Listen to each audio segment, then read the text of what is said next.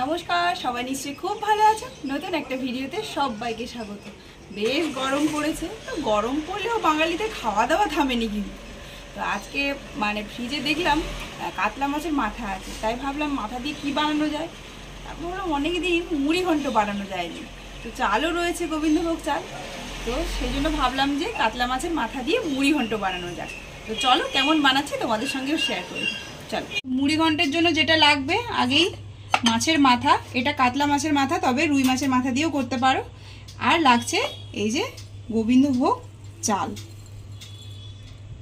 এই গোবিন্দভোগ চালটা লাগবে এই মুড়ি ঘন্টে।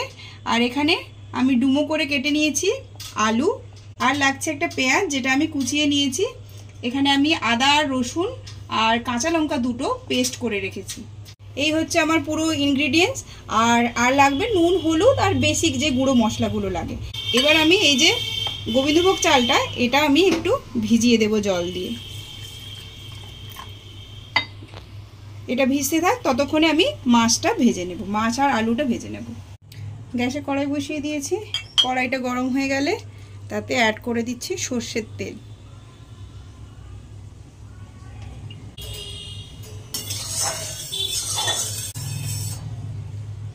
তেল অলরেডি গরম হয়ে গেছে, এবার আমি মাছের মাথাগুলো ভেজে নেব।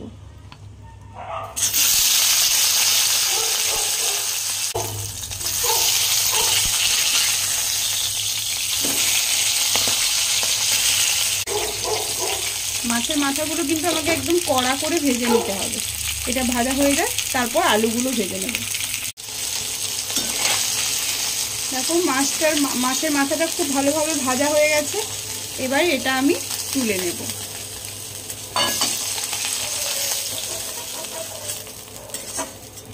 মাছের মাথাটা আমি তুলে নিয়েছি। এবার ওই তেলেই আমি এই যে টুকরো করে রাখা আলুগুলো ভেজে নেব।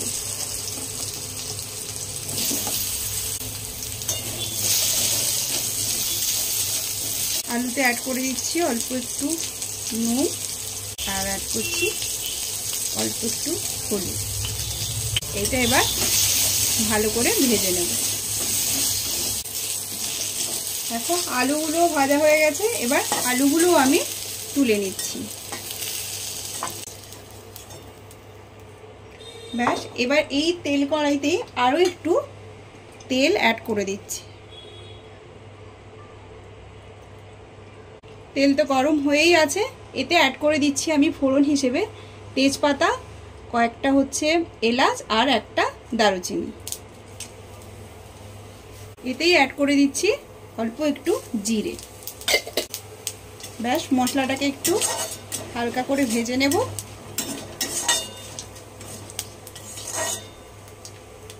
হালকা ভাজা হয়ে গেছে, এইবার এতে অ্যাড করে দিচ্ছি কেটে রাখা পেঁয়াজটা।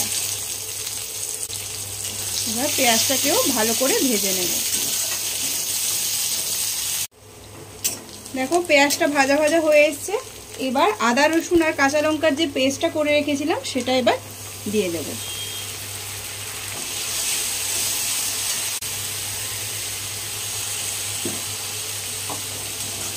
এটা দিয়েও ভালোভাবে কষাতে হবে।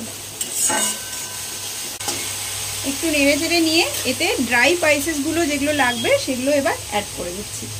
অ্যাড করে দিচ্ছি হাফ চামচ হচ্ছে জিরে গুঁড়ো, হাফ চামচ ধনে গুঁড়ো, হাফ চামচ কাশ্মীরি লঙ্কার গুঁড়ো, দিচ্ছি হাফ চামচ হলুদের গুঁড়ো, আর দিচ্ছি স্বাদ মতো নুন। এবার সমস্ত মশলা একসাথে ভালোভাবে কষিয়ে নেব। আমি অ্যাড করছি অল্প একটু মশলা ধোয়া জল।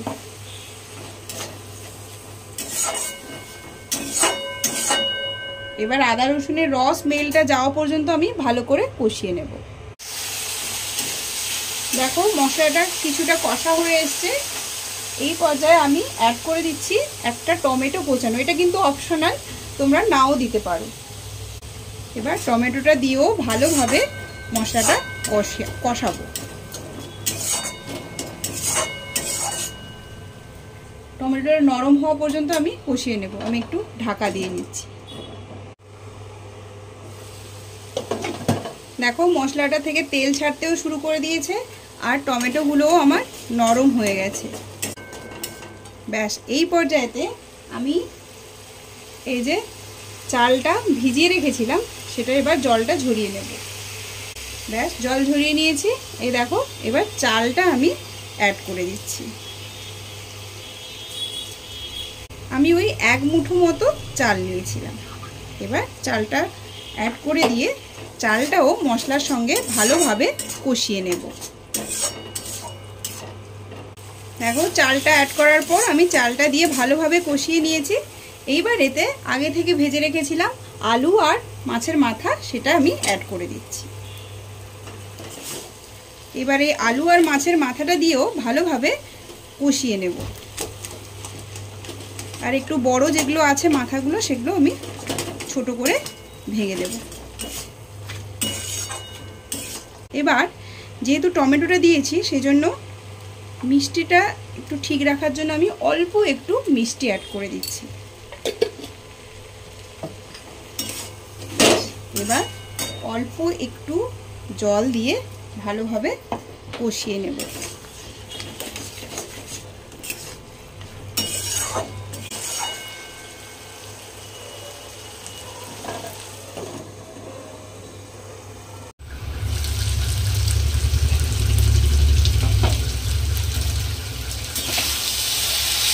দেখো সুন্দর কষা হয়ে গেছে সমস্ত কিছু দিয়ে। এইবার অ্যাড করে দেব জল। উষ্ণ গরম জল অ্যাড করতে পারো।